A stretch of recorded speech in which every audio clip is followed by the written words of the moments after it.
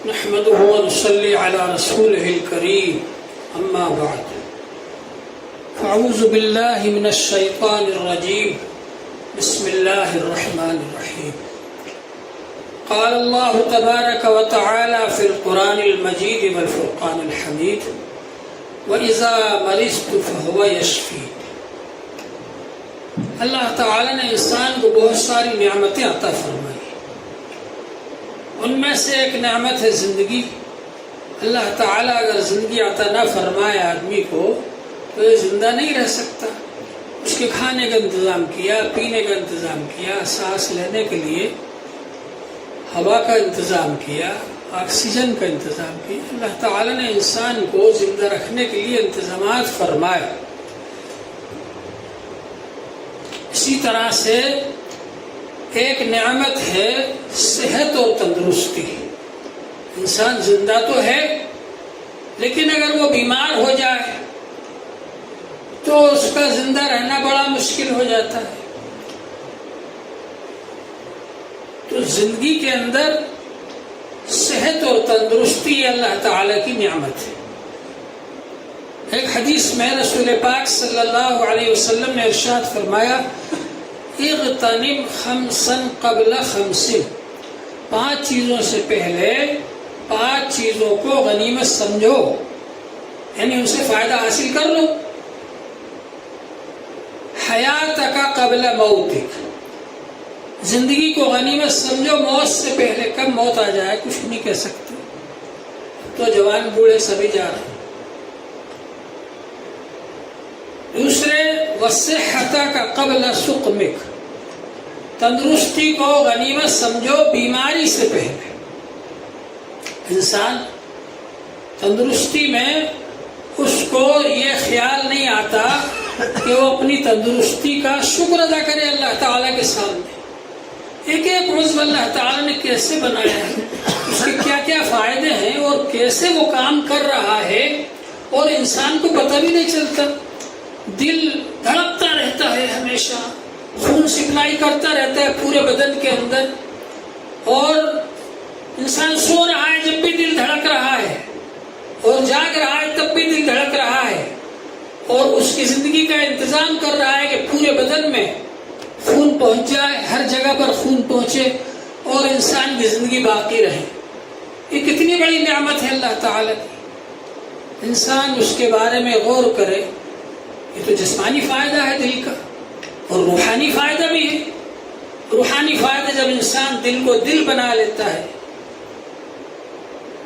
اللہ تعالی نے فرمایا جاء بقلب سلیم، صحیح سالم دل لے کر کے آئے۔ دل کی جو بیماریاں ہوتی ہیں وہ لے کر نہیں گئے۔ جیسے دل کی بیماری دنیا میں بہت نقصان دہ ہے، ایسے ہی جو دل کی بیماریاں روحانی طور پر بغض ہے، کینہ ہے، حسد ہے، ناشکری ہے، بے صبری ہے، ان سب چیزوں سے آدمی اپنے دل کو بچا کر اور اس کو صاف کر کے اللہ کے دربار میں لے جائے۔ شرک ہے، ریاکاری ہے، ان سب چیزوں سے اللہ تعالی ہم سب کو بچائے۔ یہ دل کی بیماری ہے۔ تو دل کا کام بھی بہت اہم ہے۔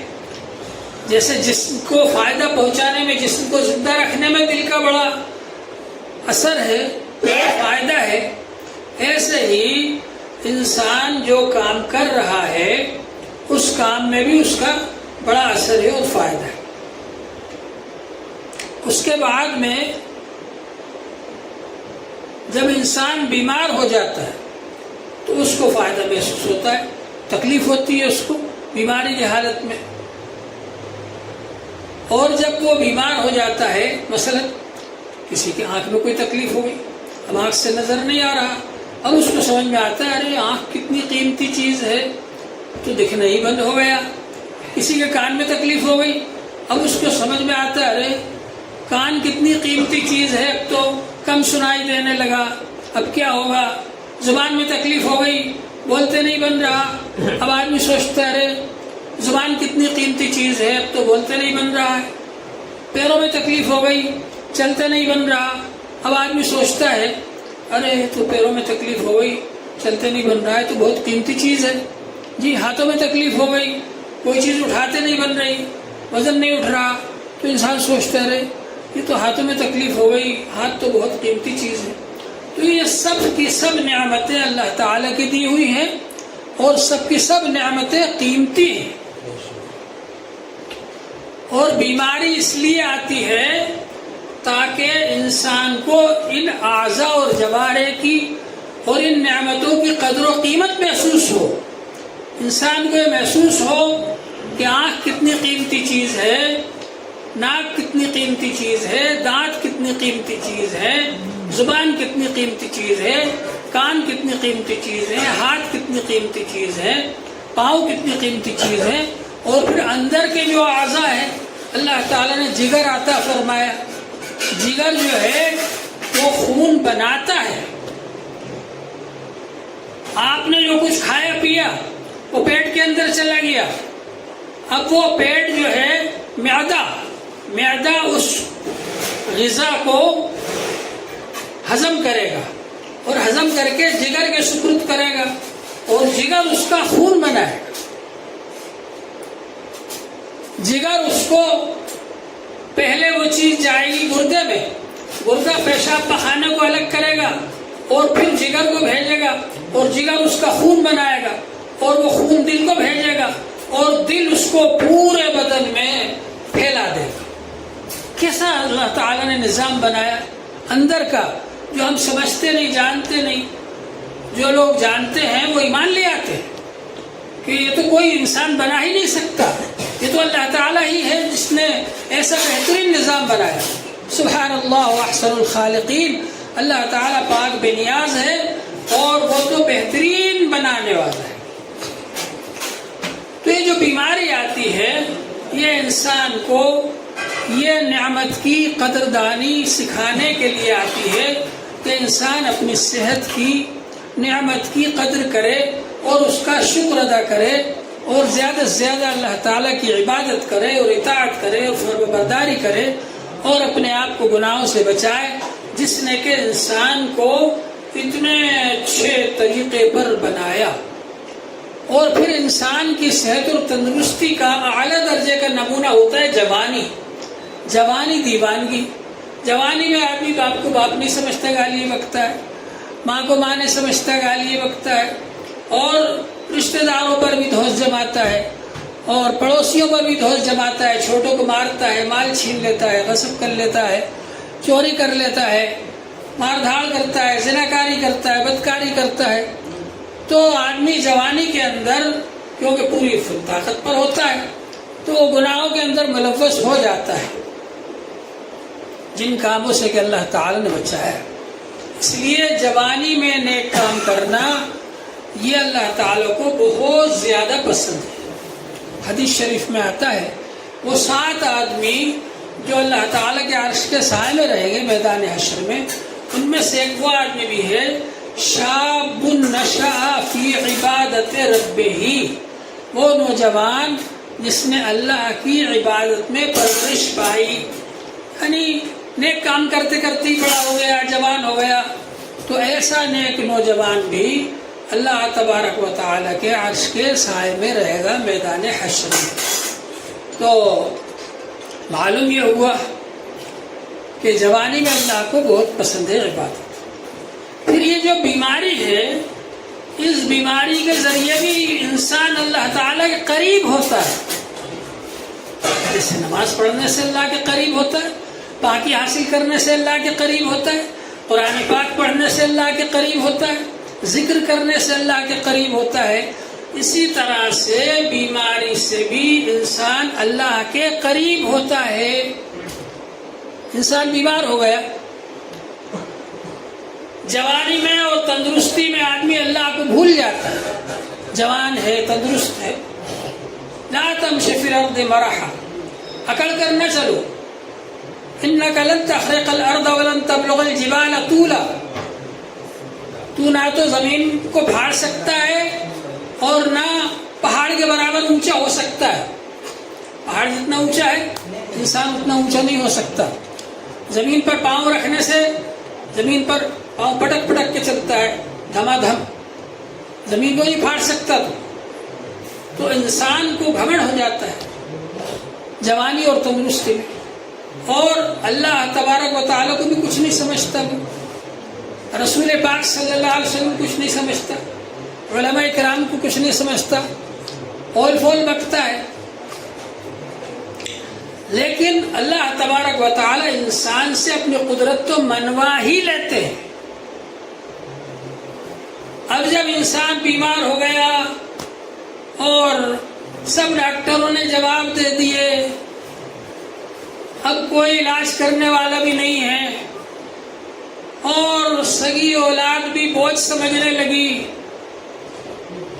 اور یہ نفرت کرنے لگی کہ کب مرے گا بڈھا، اب آدمی اللہ اللہ اللہ اللہ کرتا ہے کہ اللہ تعالیٰ اب آپ ہی ہیں، اب مجھے بچا لیجئے، مجھے تندرستی دے دیجئے۔ تو صحت کی قدر و قیمت اس وقت معلوم ہوتی ہے جب آدمی کیا ہو جاتا ہے؟ بیمار ہو جاتا ہے۔ تو بیماری کائے کے لیے آتی ہے؟ اللہ تبارک و تعالیٰ کی طرف سے بیماری اس لیے آتی ہے کہ آپ کو صحت کی نعمت کی قدر کرائے، اور اس لیے آتی ہے کہ آپ کو اللہ کے قریب کر دے۔ حدیث شریف میں آتا ہے بیماری سے انسان کے گناہ دھلتے ہیں۔ حدیث شریف میں آتا ہے کہ جو آدمی بیمار آدمی کی مزاج پرسی کے لیے جاتا ہے تو 70,000 فرشتے اس کے لیے دعا کرتے ہیں۔ کس کے لیے؟ جو جاتا ہے اس کے لیے۔ تو جس کے پاس گیا اس کا کتنا بڑا درجہ ہوگا؟ وہ جس کے لیے دعا کر دے گا اللہ تعالیٰ قبول فرما لیں گے۔ حدیث شریف میں آتا ہے کہ حضور صلی اللہ علیہ وآلہ وسلم نے فرمایا کہ اللہ تعالیٰ پوچھیں گے میدان حشر میں ایک انسان سے کہ بتا، میں نے تجھ کو مال دیا تھا، میرا بندہ، میں بھوکا تھا، تو نے مجھے کھانا نہیں کھلایا۔ وہ کہے گا اللہ تعالیٰ آپ تو رب ہیں، سب کو پالنے والے ہیں، آپ تو مالک ہیں، آپ کہاں بھوکے رہ سکتے ہیں، آپ کو بھوکی نہیں لگتی؟ تو اللہ تعالیٰ فرمائیں گے فلاں میرا بندہ بھوکا تھا، تو نے اس کو کھانا نہیں کھلایا، اس نے تجھ سے کھانا مانگا تھا۔ میں پیاسا تھا، تو نے مجھے پانی نہیں پلایا۔ وہ کہے گا اللہ تعالیٰ آپ کو تو پیاس ہی نہیں لگتی۔ کہیں گے فلاں میرا بندہ پیاسا تھا، اس نے تجھ سے پانی مانگا، تو نے پانی نہیں پلایا۔ اللہ تعالیٰ فرمائیں گے میں بیمار تھا، تو میری مزاج پرسی کرنے کے لیے نہیں آیا۔ تو وہ کہے گا اللہ تعالیٰ آپ کو تو بیماری نہیں آتی۔ تو اللہ تعالیٰ فرمائیں گے میرا فلاں بندہ بیمار تھا، تو اس کی مزاج پرسی کرنے نہیں گیا۔ ایک مسلمان کے دوسرے مسلمان پر جو حقوق ہیں ان میں سے ایک حق یہ بھی ہے کہ جب اپنا مسلمان بھائی بیمار ہو تو اس کی کیا کریں؟ عیادت کریں۔ عیادت کے معنی ہے مزاج پرسی، خیریت پوچھنا۔ مگر مزاج پرسی کا یہ مطلب نہیں کہ وہاں جا کر ایسی باتیں کہے کہ اس کی وجہ سے وہ اور گھبرا جائے، جی ایسی بات نہ کہیں۔ حدیث شریف میں آتا ہے کسی کی مزاج پرسی کے لیے جاؤ تو زیادہ دیر نہ بیٹھو، بس جتنی دیر میں اونٹنی کا دودھ لگا لیتے ہیں اتنی دیر بیٹھو، 10-15 منٹ زیادہ سے زیادہ، اتنی دیر نہ بیٹھو زیادہ دیر تک، اور ایسی بات کہو جو کہ اس کا دل خوش ہو اس سے۔ حضرت تھانوی رحمۃ اللہ علیہ بیمار ہوئے تو ایک صاحب نے آ کر کے مزاج پرسی کی، تو انہوں نے کہا حضرت بہت دن ہو گئے آپ کے بیماری کو، تو حضرت پر بڑا اثر ہوا۔ حضرت فرمایا ایسی بات بیمار آدمی کے سامنے نہیں بولنا چاہیے، اور پھر اس سے کہا کہ جاؤ باہر جاؤ، اور باہر سے آ کر سلام کر کے آؤ دوبارہ، اور مجھ سے کہو کہ حضرت انشاءاللہ آپ اچھے ہو جائیں گے۔ تو حضرت نے فرمایا حالانکہ میں نے خود ہی اس کو باہر بھیجا تھا، اور وہ پھر باہر سے آ کر کے اس نے سلام کیا اور یہ کہا کہ حضرت انشاءاللہ آپ اچھے ہو جائیں گے۔ تو کہہ یہ کہنے سے میرے دل پر ایک خوشی کا ہے۔ تو ہر چیز کا ہم کو ادب سکھایا شریعت نے۔ مزاج پرسی کرنے جاؤ تو یہ کہو لا باس طہور انشاءاللہ، کوئی عرض نہیں، اللہ اچھا کرے، تو یہ کہنے سے بیمار کو خوشی ہوتی.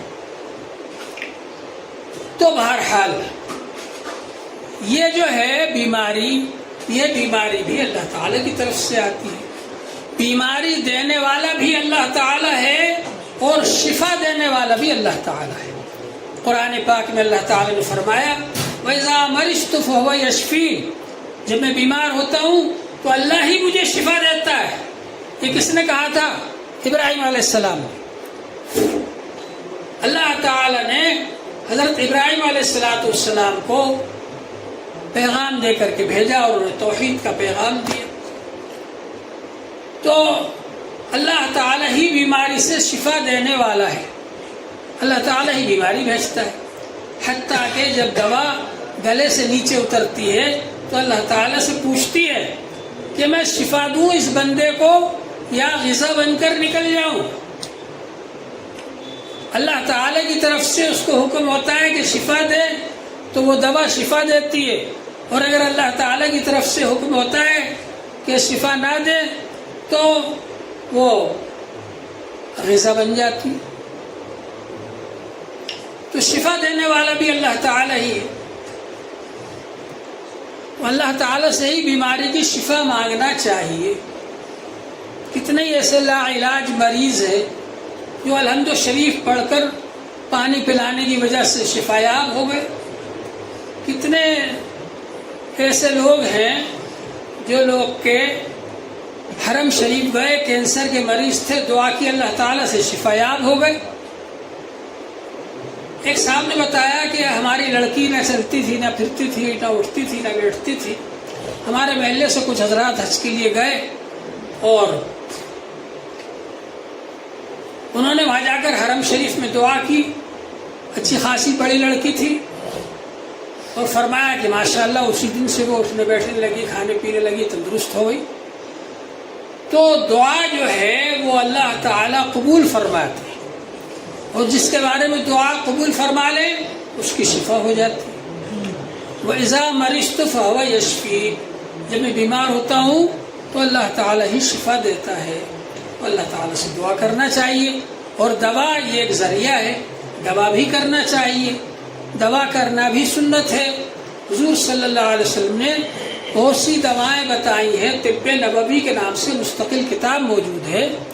کوئی صحابی حضور صلی اللہ علیہ وسلم کے پاس آئے اور کہا کہ اللہ کے رسول، میرے بھائی کو پیٹ میں درد ہے. آپ نے فرمایا کہ اس کو شہد پلا. شہد پلایا. پھر آ کر کے کہا کہ اللہ کے رسول درد بند نہیں ہوا، کہا اور پلا. پھر کہا کہ اللہ کے رسول بند نہیں ہوا، آپ نے کہا اور پلا دو. چنانچہ فائدہ ہو گیا. پھر آ کر کہا کہ اللہ کے رسول فائدہ ہو گیا. آپ نے فرمایا اللہ کا کلام سچا ہے، قرآن پاک میں ہے کہ شہد میں شفا ہے. تیرے بھائی کا پیٹ جھوٹا ہے، اس کو جو دیر میں شفا ہوئی. اللہ کا کلام سچا ہے. تو اللہ تبارک و تعالی نے ہم کو ایسی چیزیں بتائی ہیں جن سے کہ فائدہ ہوتا ہے. جس طرح ظاہری بیماریوں سے شفا حاصل کرنا ضروری ہے، ایسے ہی یہ جو باطنی بیماریاں ہوتی ہیں، روحانی بیماریاں، ان سے بھی شفا حاصل کرنا ضروری ہے. ہم کوشش کریں کہ ظاہری بیماریوں سے بھی شفا ہو اور باطنی بیماریوں سے بھی شفا ہو. جس طرح یہ ظاہری بیماریوں کے لیے اسپتال ہوتے ہیں، وہاں جاتے ہیں لوگ، شفا ہوتی ہے، اللہ تعالیٰ شفا عطا فرماتے. ایسے ہی باطنی بیماریوں کے لیے جو اسپتال ہے وہ آپ کے یہ ہے، ذکر کی مجلس ہے، علماء کرام ہے، مشائخ ہیں، ان کے پاس جانا چاہیے اور ان سے تعلق جوڑنا چاہیے، ان کے پاس بیٹھنا چاہیے، اپنی اصلاح کرانا چاہیے ان سے. بزرگوں نے اس کے لیے اجازت کا سلسلہ شروع فرمایا کہ شیخ کی طرف سے جس کو بیعت کی اجازت دے دی جائے وہ ذکر شروع کرائے اور ذکر کرائے لوگوں کا. اس لیے کہ جو خود ہی اس راستے پر نہیں چلا تو وہ ظاہر بات ہے کہ دوسرے کو کہاں اس راستے پر چلا سکے گا. اندھے آدمی کو اگر آپ رہبر بنائیں گے اور اس کے پیچھے چلیں گے تو خود بھی غار میں گرے گا، آپ کو بھی گرائے گا. تو ذکر کے لیے ضروری ہے کہ شیخ کا انتخاب صحیح ہو. جس شیخ سے آپ بیعت ہو رہے ہیں یا ذکر کر رہے ہیں ان کے پاس، تو وہ صحیح آدمی ہونا چاہیے، مشائخ کے پاس رہا ہوا ہو، ان سے تربیت حاصل کی ہو، اور مشائخ سے تربیت حاصل کر کے پھر بعد میں اس کو اجازت ملی ہو. تو سب نشیب و فراز کو وہ جانے گا، کس کو کس طریقے سے کدھر لے کر جانا ہے، کس کو کہاں تک پہنچانا ہے، کیا کیا نشیب و فراز آتے ہیں اس میں، یہ سب وہ بتلائے گا آپ کو. یہاں بھوپال میں ہی ایک صاحب تھے، ایک صاحب سے بیعت ہو گئے وہ، اور انہوں نے ان کو 5000 بار لا الہ الا اللہ بتا دیا. وہ پڑھتے تھے. بھوپال کے ایک عالم صاحب نے ان کے شیخ کو فون بھی کیا، ارے آپ نے ان کو 5000 بار بتا دیا، اتنا کیسے کریں گے؟ انہوں نے کہا کہ اس کا پیر میں ہوں یا آپ ہیں؟ میں ہوں اس کا پیر. ٹھیک ہے. بیچارے نے کچھ دنوں کے بعد خودکشی کر لی. خشکی ہو گئی دماغ پر، یا اور بھی کوئی وجہ ہو سکتی ہے. اسی طرح سے ایک صاحب اپنی مرضی سے لا الہ الا اللہ لا الہ الا اللہ سے محمد رسول اللہ نہیں ملاتے تھے، اور اپنی مرضی سے ذکر کرتے تھے بہت زیادہ. بہرحال وہ ان کو کچھ کیفیات بھی حاصل ہوئی، لیکن پھر وہ ذکر ان کا چھوٹ گیا. ایک ترتیب سے نہیں چلتے. جو بزرگوں نے ترتیب بتائی، پہلا درجہ، دوسرا درجہ، تیسرا درجہ، 5واں درجہ، آخر میں جا کر کے آپ بی اور اے میں کریں گے نا، ایسے ہی اس کی بھی ترتیب ہے. ان کا بھی بڑا نقصان ہوا بیچاروں کو. تو یہ سب حالات آتے ہیں اگر ایسے پیر سے مرید ہو جائیں جو خود ہی غیر تربیت یافتہ ہے. اور اب تو حال یہ ہے، 1-2 بار کی ملاقاتوں پر ہی لوگ خلافت دے دیتے. کہیں ملاقات ہو گئی، چلو صاحب خلافت مل گئی. مجھ سے لوگ آ کر کئی لوگوں نے کہا ارے صاحب ہماری خلافت لے لو. میں نے کہا بھائی جس نے مجھ کو خلافت دی ہے بغیر مانگے دی ہے، اور 10 سال میں ان سے تعلق رکھا میں نے. حضرت شیخ الحدیث صاحب کے انتقال کے بعد 10 سال تعلق رکھا. ان کے ساتھ رمضان میں جا کر اعتکاف کرتا تھا، پورے رمضان رہتا تھا. اور حضرت شیخ الحدیث مولانا زکریا صاحب رحمۃ اللہ علیہ سے مرید ہوا تھا. ان کے یہاں بھی اعتکاف کیا میں نے، پورے مہینے اعتکاف کیا حضرت شیخ الحدیث مولانا زکریا صاحب رحمۃ اللہ علیہ کے یہاں. پھر حضرت مفتی محمود صاحب رحمۃ اللہ علیہ کے یہاں 10 سال رہا. اب جو ہے انہوں نے جو مجھ کو خلافت دی تھی، اللہ اس کا یہ حق ادا کرا دے، وہی کافی ہے. مجھے دوسری خلافت کی ضرورت نہیں. تو آدمی ایک در کا ہو کر رہے اور اس سے ہی استفادے کی کوشش کرے. تو بہرحال موجودہ زمانے کے اندر اس طرح اسپتال بہت سارے کھل گئے جگہ جگہ، بہت سارے ایسے ڈاکٹر بیٹھے ہوئے جو قبرستان آباد کر رہے ہیں. اسی طرح سے ہر کوئی آدمی مشائخ بننے کی فکر میں ہے. ادھر سے خلافت نامہ لے لیا، ادھر سے لے لیا، اور اس کے نتیجے میں ان کی خود ہی تربیت نہیں ہوئی، نہ دل میں ریاکاری نکلی، نہ دل کا گھمنڈ نکلا. تو ظاہر ہے وہ دوسروں کی کیا تربیت کریں گے. خیر، بہرحال یہ بات بیچ میں آ گئی. میں تو یہ کہہ رہا تھا کہ جس طرح ظاہری بیماری کے اسپتال ہوتے ہیں، ایسی اندرونی بیماری کے اسپتال کی خانقاہ ذکر کی مجالس ہیں، ان میں جانا چاہیے، شریک ہونا چاہیے. اور جیسے ہم بیماری کے لیے اچھے سے اچھے ڈاکٹر کو تلاش کرتے ہیں، ایسے ہی کوشش کرنا چاہیے کہ ہم اچھے سے اچھے شیخ کو تلاش کریں. اللہ تبارک و تعالی ہم سب کو عمل کی توفیق دے.